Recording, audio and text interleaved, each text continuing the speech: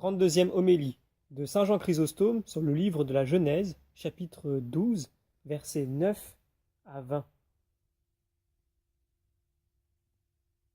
Il y a, mes bien-aimés, un grand et immense trésor dans ce qui vient d'être lu, et il faut un esprit attentif, une raison active et vigilante pour que rien ne nous échappe du sens caché dans ces courtes paroles. Si la bonté de Dieu n'a pas voulu qu'une lecture des Écritures, faite rapidement et à la légère, suffise pour nous rendre clair et évident tout ce qui s'y trouve contenu, c'est afin d'éveiller notre paresse et de ranimer notre vigilance, pour que nous en tirions plus de fruits. En effet, ce qui ne peut se trouver qu'avec beaucoup de soin et de recherche se grave mieux dans l'esprit. Au contraire, ce que l'on découvre facilement échappe bien vite à la mémoire. Ne soyons donc point négligents, je vous en prie, mais réveillons notre esprit et plongeons nos regards dans la profondeur des Écritures, afin d'en rapporter un profit plus considérable. Car l'Église de Dieu est un marché spirituel.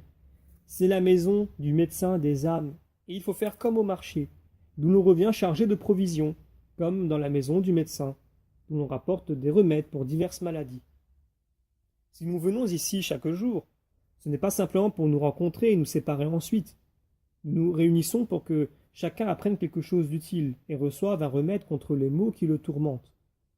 Autrement, ce serait le comble de l'absurdité. En effet, quand nos enfants reviennent de l'école, nous leur demandons ce qu'ils ont appris de nouveau, car nous ne les enverrions pas à l'école seulement pour le plaisir d'y filer. Si nous ne trouvions pas que leur instruction fait tous les jours des progrès, nous, de même, parvenus à l'âge de raison et fréquentant les écoles spirituelles, ne devons-nous pas y mettre le même soin, puisque le salut de notre âme dépend du fruit que nous y faisons? Aussi, je vous en prie, que chacun de nous s'examine chaque fois pour voir ce qu'il a retiré de l'instruction de la veille et de celle du jour, afin que nous n'ayons pas l'air de venir ici comme à une promenade. On ne pourra nous accuser, car nous faisons tout ce qui dépend de nous, et nous ne négligeons rien de ce qui est en notre pouvoir.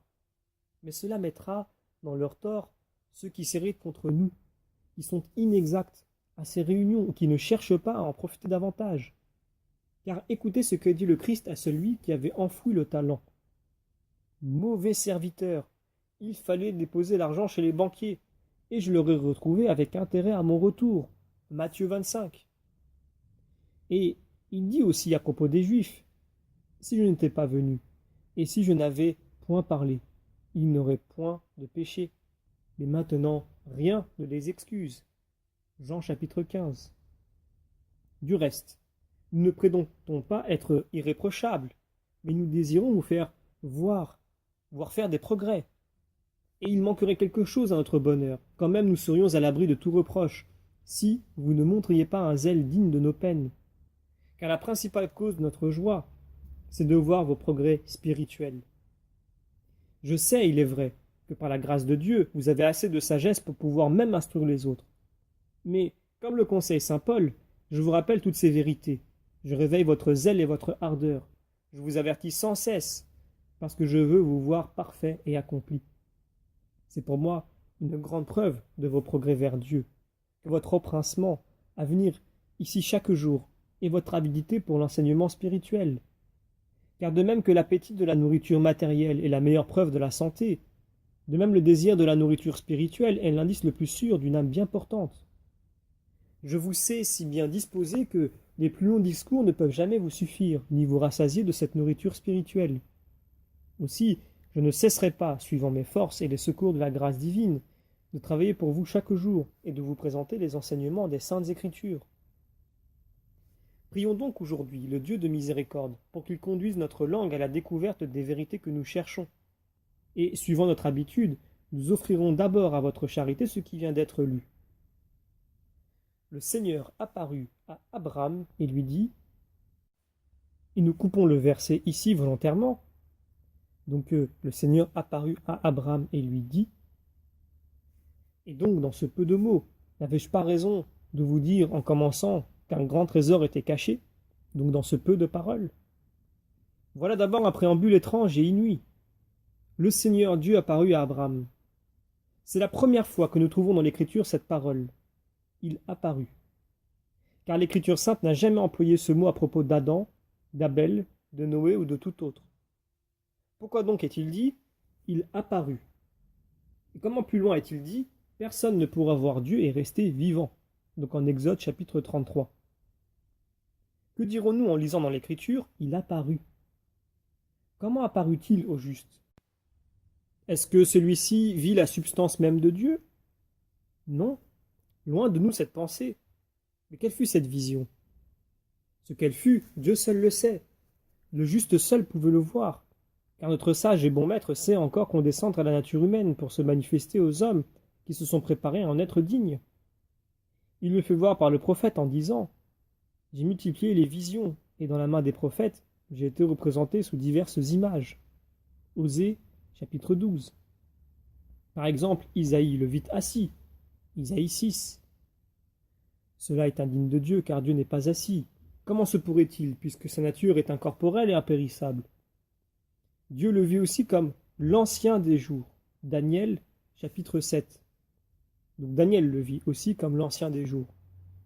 Zacharie, au chapitre 1, l'a vu sous un aspect différent, et Ézéchiel encore sous d'autres. Voilà pourquoi il disait « J'ai multiplié les visions », c'est-à-dire « J'ai paru devant chacun suivant son mérite ». Et maintenant, il avait tiré ce juste de sa maison, et il lui avait ordonné d'aller dans une autre terre. Celui-ci, quand il y fut arrivé, errait comme un vagabond et un étranger, dans ce pays encore occupé par les Cananéens, et cherchait où il pourrait s'établir. Le Seigneur, dans sa bonté, voulut le consoler et fortifier son courage, pour l'empêcher de tomber dans l'abattement et dans le doute à l'égard de la promesse qui lui avait été déjà faite dans ces termes. « Viens, je ferai naître de toi une grande nation. » En effet, le juste voyait que les événements semblaient contraires à cette promesse. Il errait comme un homme vil et méprisé, sans recommandation et sans refuge. Il fallait donc relever son courage. C'est pour cela qu'il est dit « Le Seigneur apparut à Abraham et lui dit « Je donnerai à ta race toute cette terre. » Voilà une grande promesse pour faire suite à celle qui lui avait fait quitter son pays. Il lui avait dit « Je glorifierai ton nom. » Aussi ajoute-t-il maintenant « Je donnerai à ta race toute cette terre », tandis que le juste, déjà âgé, n'avait pas d'enfant à cause de la stérilité de Sarah. Cette terre est promise au fils qu'il doit avoir. Considérez ici la miséricorde de Dieu qui, prévoyant la vertu de ce juste, voulait la montrer à tous et la faire éclater aux yeux comme une perle cachée jusqu'alors. Après avoir fait suivre ses promesses, d'autres promesses plus grandes, et les avoir confirmées de nouveau, il attend encore un peu, pour faire éclater davantage la piété du juste. Le saint homme, voyant que ses promesses ne se réalisaient pas, n'avait ni inquiétude, ni impatience, ni trouble d'esprit, sachant que ce que Dieu a une fois annoncé arrive d'une manière certaine et infaillible. Examinons tout à mesure pour voir combien la sagesse du bon Dieu est ingénieuse, et quel soin il a pris de ce juste, ainsi que pour apprendre l'amour du patriarche pour le Seigneur. Et le Seigneur Dieu apparut à Abraham. Comment cela? Comme Dieu seul le sait, et comme le juste seul pouvait le voir. Car, je ne puis trop le répéter, j'ignore comment cela s'est fait. J'entends seulement l'Écriture qui me dit « Le Seigneur Dieu apparut à Abraham et lui dit « Je donnerai à ta race toute cette terre. » Rappelez-vous avec exactitude les promesses que Dieu avait faites, et quand vous verrez le juste souffrir des tribulations, quand vous reconnaîtrez l'excès de sa résignation, la solidité de son courage, la force et la fermeté de son amour pour Dieu, vous apprendrez par tout ce qui lui est arrivé à ne jamais penser que Dieu laisse son ouvrage imparfait. Si vous voyez un homme de bien soumis à des tentations ou à quelques autres épreuves de la vie, songez combien les voies de Dieu sont variées et abandonnez tout à son incompréhensible providence. En effet, s'il a permis que ce juste, qui montrait tant de piété et d'obéissance, ait subi les épreuves que vous allez connaître, ce n'est point qu'il ait dédaigné son serviteur, c'est au contraire pour faire connaître sa vertu à tout le monde. Du reste, il en use ainsi d'ordinaire avec tous les justes, et ceux d'entre vous qui sont versés dans la lecture des Saintes Écritures pourront conclure, de tout ce qu'ils y ont déjà trouvé, que c'est là, en effet, la manière dont Dieu dirige la vie de ses serviteurs. Dès lors, ne serait-ce pas la plus extrême injustice de prendre pour un abandon cette conduite de Dieu, Et ne faut-il pas plutôt y voir la plus grande preuve de protection et de bonté? En montrant ainsi l'étendue de sa puissance, il y a une double intention. D'un côté, il fit briller à tous les yeux la patience et le courage de ses serviteurs, et de l'autre, il fait triompher sa providence dans les circonstances les plus difficiles. Quand tout semble presque désespéré, il arrange tout à sa volonté, et aucun obstacle ne peut lui résister. Le Seigneur Dieu apparut à Abraham et lui dit: Je donnerai à ta race toute cette terre. Voilà une grande promesse, et désirable surtout pour le juste. Vous savez que ceux qui sont déjà âgés et qui ont passé leur vie sans enfants désirent en avoir. C'est pourquoi le Seigneur lui offrait cette récompense de l'obéissance qu'il avait montrée. Lorsque, en entendant cette parole, sors de ton pays, il n'avait pas différé ou retardé, mais il avait obéi à cet ordre, en l'exécutant aussitôt. Aussi, quand il eut fait ce qui lui était commandé, Dieu lui dit: Je donnerai à ta race toute cette terre. Voyez comment, par cette parole, il relève son esprit et compense largement ses fatigues. Aussi le juste, montrant sa reconnaissance, rend un instant des actions de grâce. Il dressa à cet endroit un autel au Dieu qu'il avait vu, dit le texte. Et le lieu même où Dieu avait daigné parler avec lui fut consacré par ses actions de grâce, autant que cela fut en sa puissance. Voilà pourquoi il dressa un autel, c'est-à-dire il remercia Dieu de ses promesses. De même que souvent les hommes sont portés par leur inclination à bâtir des maisons là où ils trouvent leurs meilleurs voisins, souvent même à fonder des villes et à les nommer sous l'inspiration de leur amitié. De même, ce juste, après avoir été honoré de la vision de Dieu, dressa un autel au Dieu qu'il avait vu et se retira de là. Pourquoi se retira-t-il de là? Comme la place était consacrée et sanctifiée par Dieu, il s'éloigna et vint à une autre place. Le texte nous dit: Il partit et vint sur une montagne à l'orient de Béthel, et il y dressa sa tente. Demeure bien fragile, direz-vous. Voyez comme il évite le luxe et l'embarras, comme il se transportait facilement avec sa femme et ses serviteurs. Écoutez, hommes et femmes, souvent quand nous voulons aller à la campagne, nous faisons 1000 préparatifs.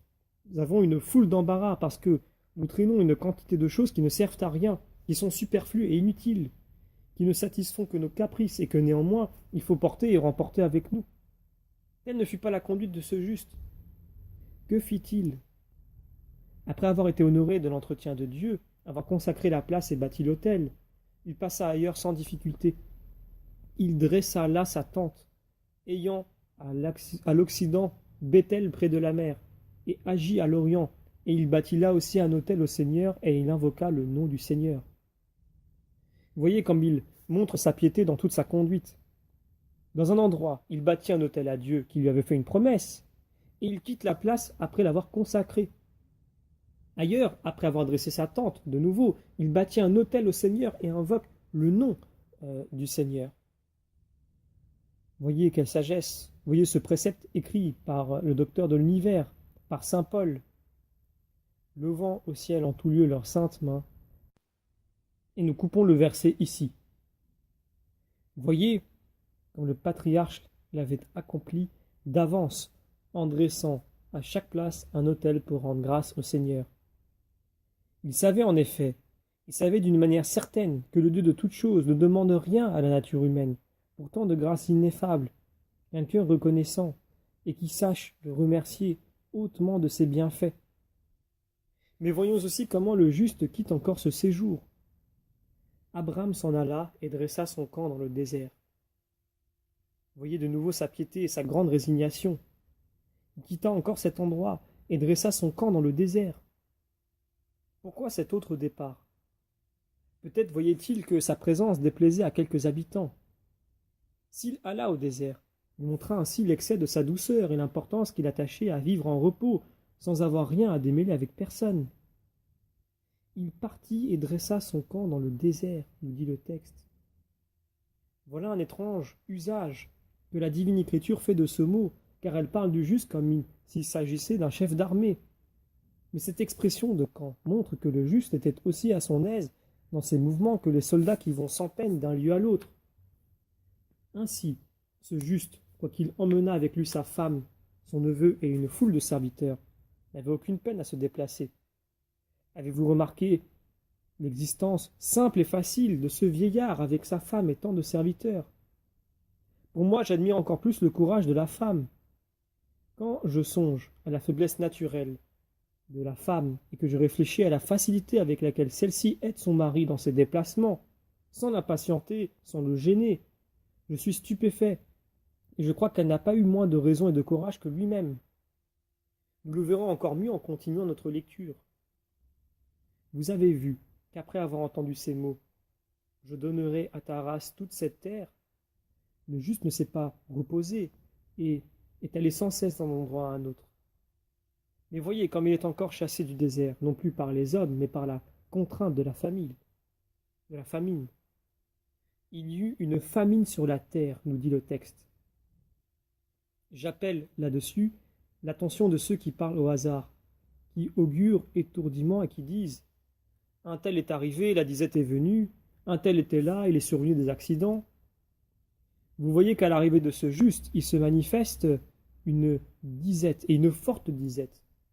Cependant, le juste n'est pas tourmenté, n'a rien à souffrir de la part des hommes, et personne n'attribue la famine à sa présence.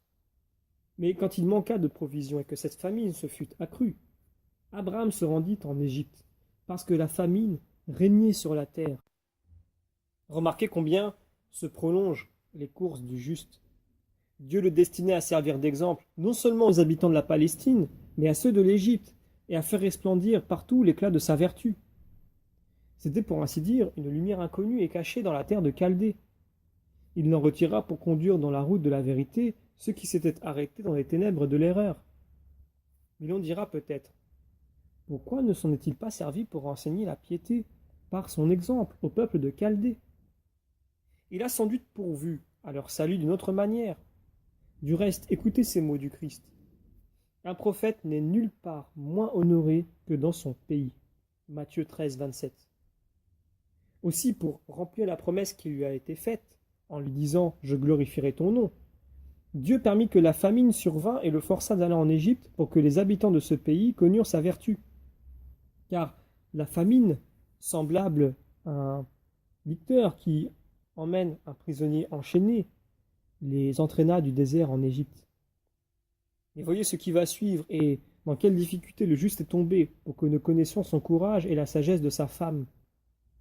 Comme ils avaient fait beaucoup de chemin et qu'ils étaient près de l'Égypte, le juste, saisi d'angoisse et craignant presque pour sa vie, parla à sa femme en tremblant. Le texte nous dit, comme Abraham approchait et qu'il allait entrer en Égypte, il dit à Sarah son épouse, « Je sais que tu es une belle femme.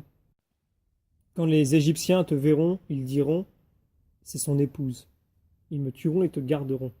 Dis-leur donc, je suis sa sœur, pour qu'on me traite bien à part égard pour toi, et que mon âme vive à cause de toi. » Ces paroles vous montrent quelle était l'angoisse et la crainte du juste. Cependant, la réflexion ne lui manquait pas. Il ne se troublait pas et ne disait pas hors de lui, « Qu'est-ce? Sommes-nous abandonnés? Sommes-nous trompés? La providence du Seigneur nous a-t-elle délaissés? » Celui qui a dit « Je te glorifierai et je donnerai à ta race toute sa... » Celui-là, nous livre-t-il au sort le plus cruel et nous jette-t-il dans un danger inévitable? Rien de tout cela n'entra dans l'esprit du juste. Il n'avait d'autre souci que d'imaginer les moyens d'éviter la famine et d'échapper aux mains des Égyptiens. « Je sais, dit-il, que tu es une belle femme. » Voyez quelle était cette beauté.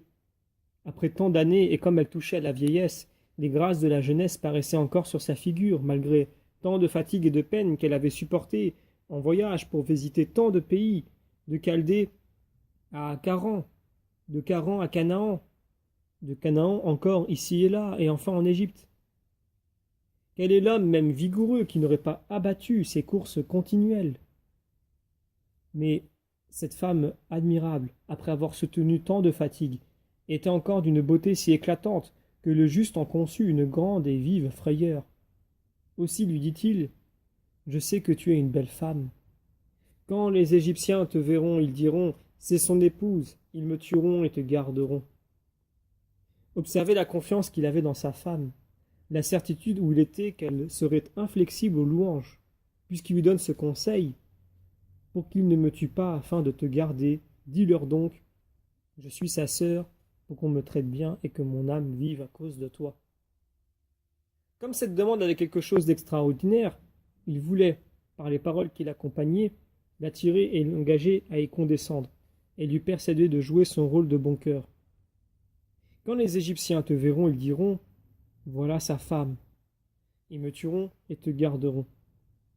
Il ne dit pas « Ils t'outrageront ». Il ne veut pas l'effrayer, mais sa crainte était relative à la promesse de Dieu. C'est à ce propos qu'il dit « Ils te garderont ». Dis-leur donc « Je suis sa sœur ». Imaginez, je vous en prie, ce que devait penser le juste en donnant ses conseils à sa femme. Vous savez, en effet, vous savez tous combien il est pénible pour un mari de concevoir sur sa femme un pareil soupçon. Eh bien, ce juste s'efforce de faire consommer l'adultère. Cependant, mes bien-aimés, ne le condamnez pas témérairement. Prenez plutôt une haute idée de sa prudence et de son courage. Il faut du courage, en effet, pour résister avec tant d'énergie aux troubles de ses pensées, et pour l'avoir dominé comme il l'a fait en donnant un pareil conseil. En effet, rien n'est plus insupportable que ce trouble, comme le dit Salomon. La colère du mari est pleine de jalousie. Il ne pardonnera pas au jour du jugement et ne changera sa haine contre aucun présent. Proverbe chapitre 6. Ou encore dans le livre des Cantiques. La jalousie est cruelle comme l'enfer. Nous voyons bien des hommes tellement possédés de cette fureur que non seulement ils ne pardonnent point à leurs femmes, mais qu'ils tuent l'amant et eux-mêmes avec lui. Cette fureur est si grande, cette jalousie est si indomptable, que celui qui est une fois pris de cette maladie néglige même son salut. Voilà ce qui prouve le courage du juste. Quant à sa prudence, on voit jusqu'où elle va. Puisque réduit à de pareilles extrémités et engagé comme dans des filets, il peut trouver ce moyen de diminuer le mal. S'il avait dit que c'était sa femme, et s'il n'avait imaginé de la faire passer pour sa sœur, elle lui aurait encore été enlevée, puisque sa beauté aurait excité le libertinage des Égyptiens, et on l'aurait tué lui-même pour que personne ne pût porter plainte. Ainsi, placé entre ces deux funestes dangers de l'incontinence des sujets et de la tyrannie du roi, il cherche dans sa détresse un léger adoucissement, et il dit à sa femme « Dis-leur, je suis sa sœur, cela me sauvera peut-être du danger. » Car quant à toi, que tu passes pour sœur ou pour femme, rien ne peut t'empêcher d'être enlevé à cause de ta beauté. Pour moi, j'éviterai probablement leur embûche en prenant le nom de ton frère. Voyez-vous quelle était la prudence du juste?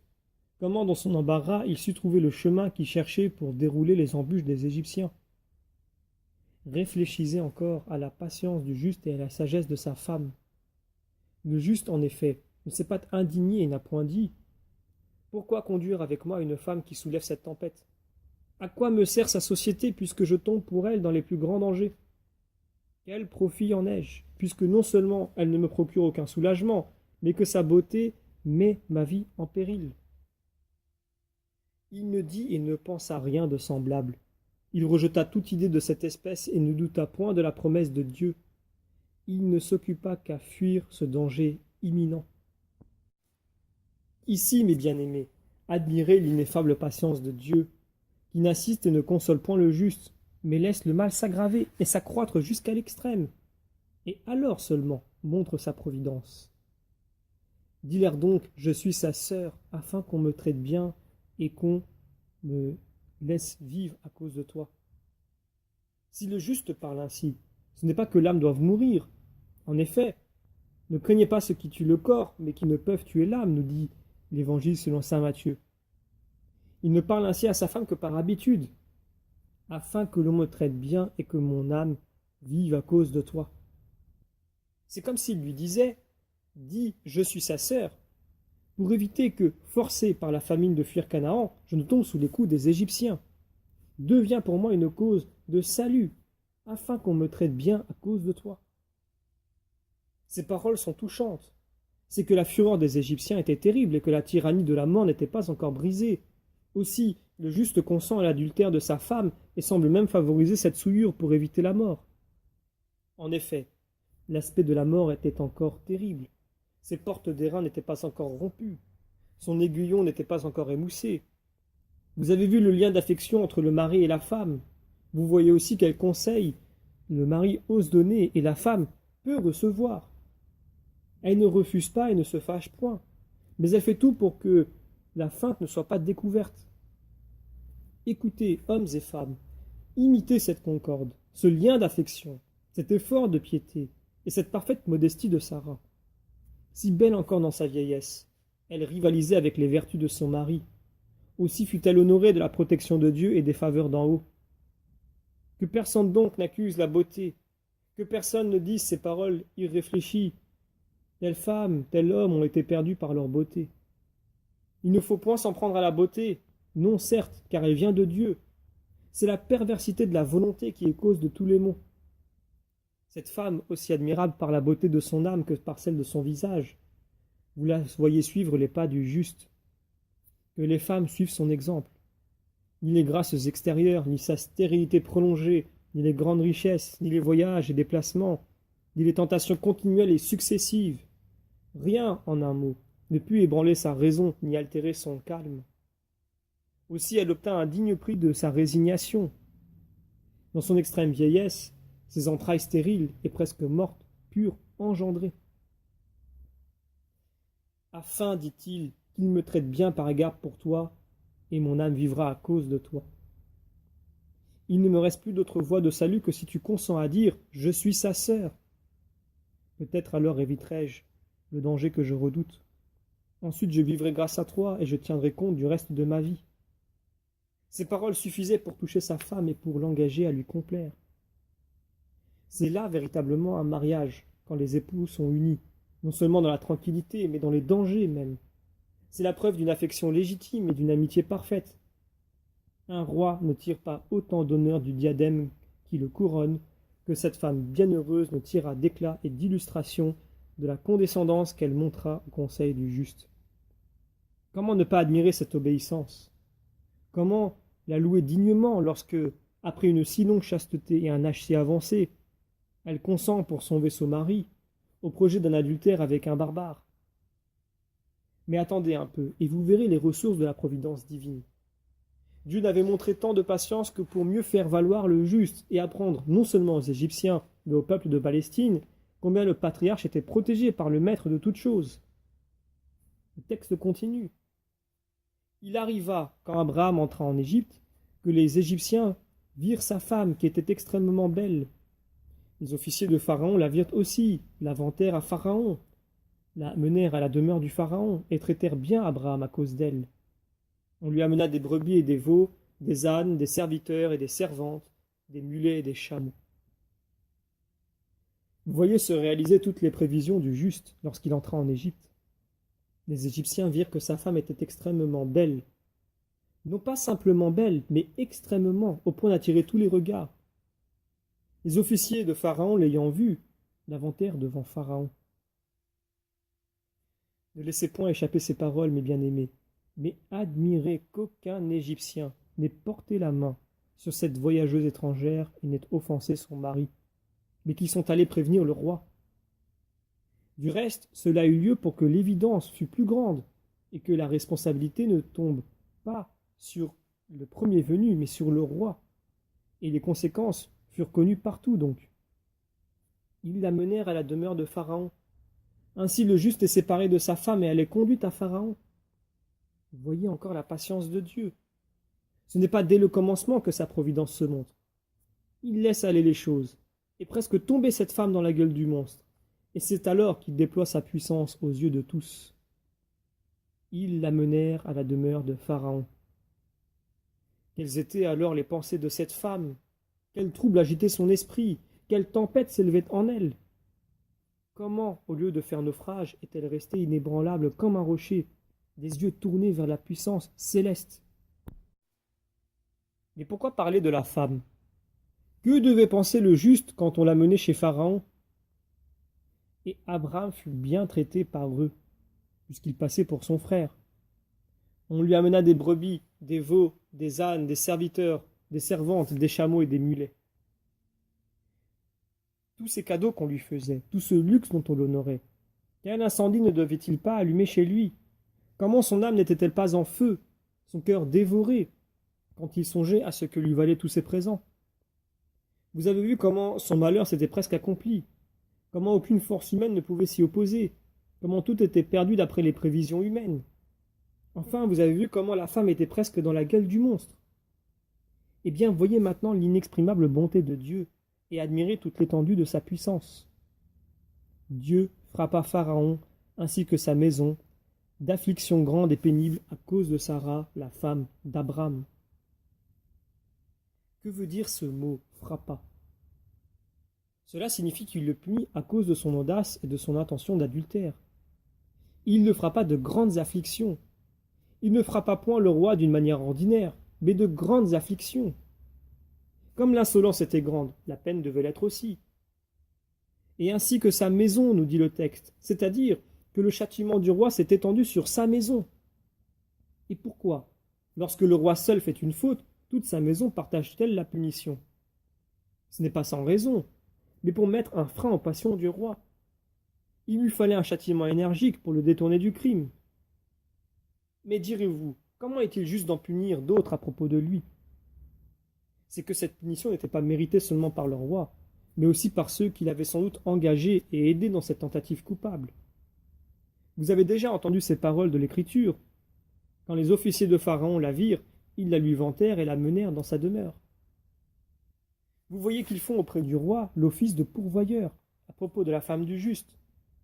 Par conséquent, ce n'est pas le roi seul, mais ceux dont il est entouré, qui ont part à la punition, afin qu'ils apprennent que leur outrage ne s'adressait pas seulement à un étranger, au premier venu, mais à un homme chéri de Dieu, qui l'honorait d'une pareille protection. Aussi la sévérité de ce châtiment, frappant l'esprit du roi, le détourna de son audace criminelle, réprima sa passion insensée, mit un frein à son libertinage, enchaîna ses désirs impétueux et dompta son ardeur furieuse. C'est pourquoi vous voyez ensuite avec quelle douceur ce roi, ce tyran, parle à cet étranger, à ce vagabond dont il n'a pas craint d'enlever la femme. Comme le dit bien l'Écriture, Dieu frappa Pharaon et sa maison à propos de Sarah, la femme d'Abraham. Le châtiment lui fait comprendre que c'est la femme d'un juste. En effet, même après avoir été introduite chez Pharaon, elle resta la femme du juste. Pharaon, ayant fait venir Abraham, lui dit « Pourquoi m'as-tu fait cela ?» Voyez quelles sont les paroles du roi. « Pourquoi m'as-tu fait cela ?» dit-il.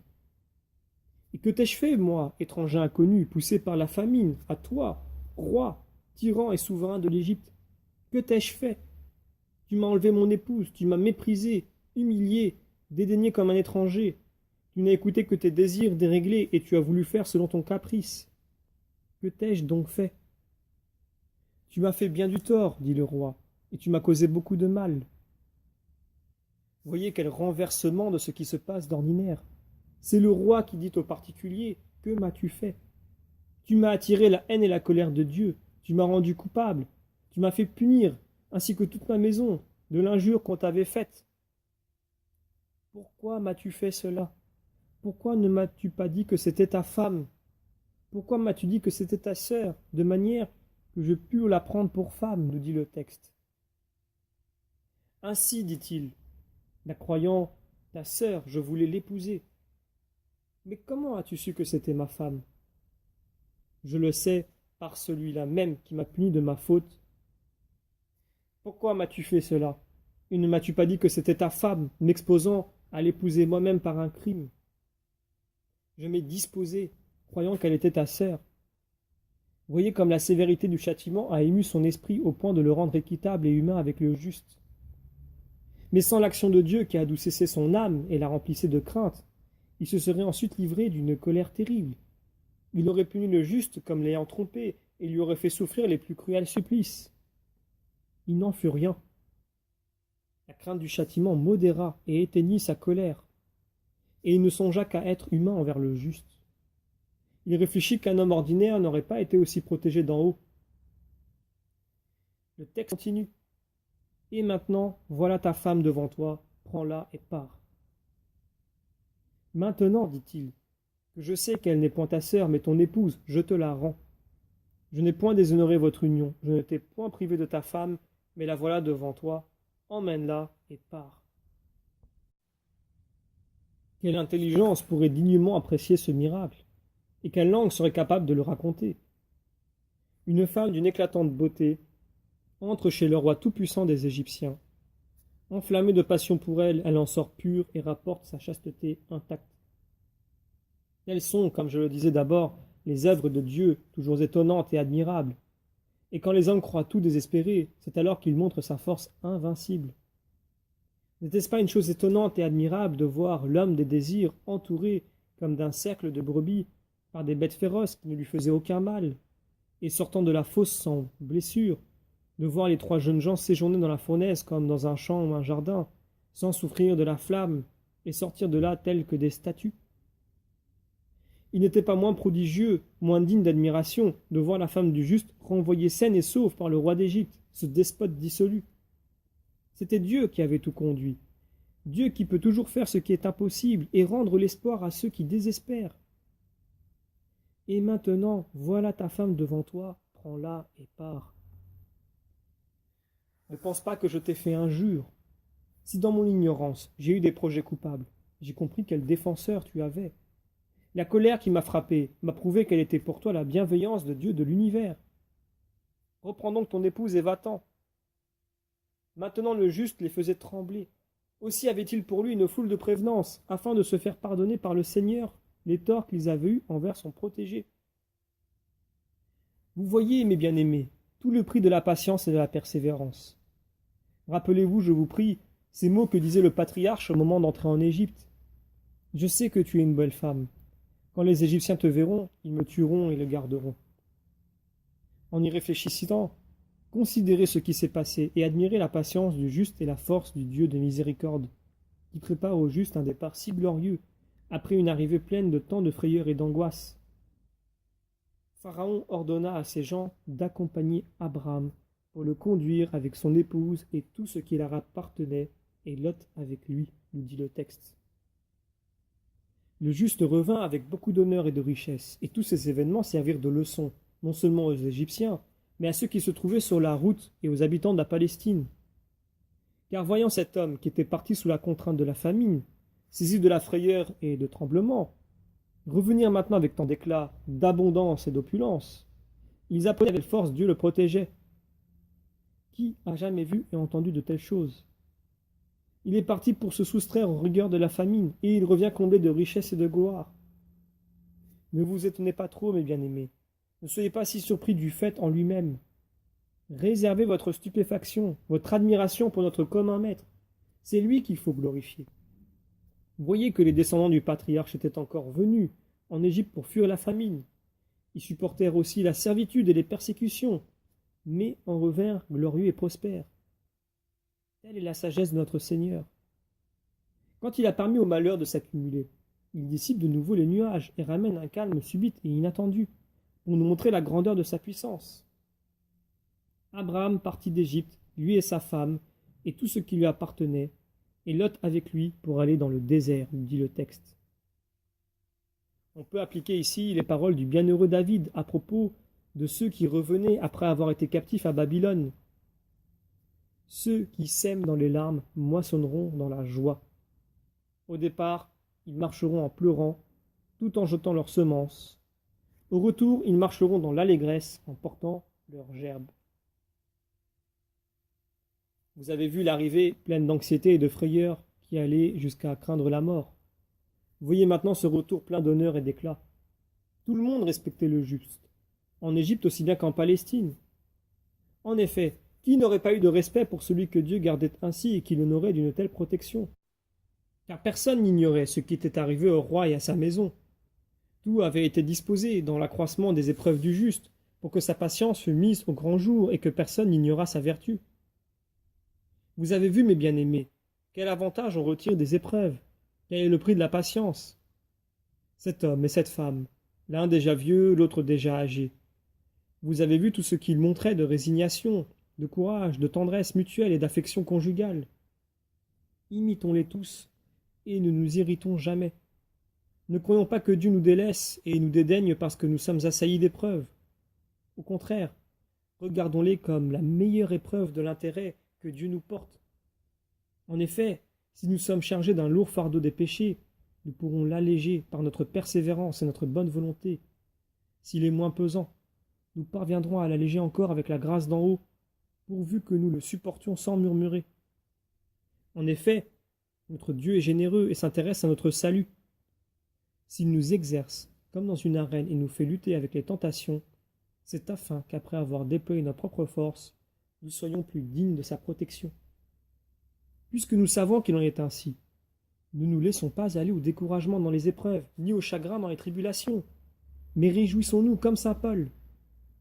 Maintenant, dit-il, je me réjouis dans les tribulations. Colossiens 1, 24. Voyez quelle bonne disposition d'esprit. S'il se réjouissait dans les tribulations, comment pouvait-il jamais se chagriner? Et si ce qui attriste les autres était pour lui un sujet de joie? Voyez, je vous prie, comme son âme était bien préparée à tout. Et pour vous persuader qu'il nous est indispensable, pour jouir des biens qui nous sont promis, et pour mériter le royaume des cieux, de marcher dans cette vie au milieu des tribulations, écoutez ce que disent les apôtres aux nouveaux convertis, dans les Actes, chapitre 14. Et après avoir instruit plusieurs disciples, ils retournèrent à Lystra, à Iconie et à Antioche, fortifiant l'esprit de leurs disciples, les exhortant à persévérer dans leur foi et leur représentant qu'il faut passer à travers bien des tribulations pour arriver au royaume des cieux. Quelle sera donc notre excuse si nous refusons de supporter avec courage, constance et reconnaissance toutes celles qui se présenteront, quand nous voyons que nous ne pouvons parvenir au royaume des cieux sans marcher dans cette voie? Car pour reconnaître qu'il n'y a rien de nouveau ni d'extraordinaire dans les tribulations qui attendent le juste sur le chemin de cette vie, écoutez ce que dit le Christ. Dans le monde vous aurez des tribulations, mais prenez courage. Jean chapitre 16.